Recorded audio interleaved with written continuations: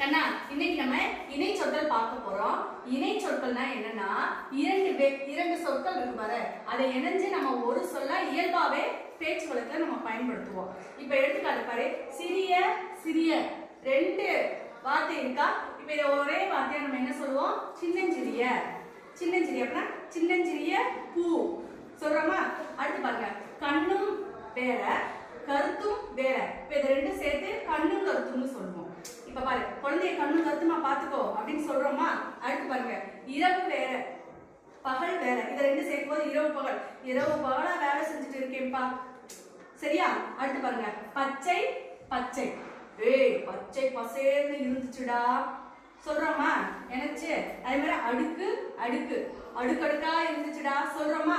பாரு, இன்பமும் துன்பமும், அதை சேர்த்து இன்பமும் துன்பமும். இதைத்தான் நம்ம இணை சொற்கள் சொல்லுவோம், இல்லைன்னா இணை மொழிகள்னு சொல்லுவோம். இது 3 வகைப்படும். அதை நெக்ஸ்ட் கிளாஸ்ல பார்க்கலாம்.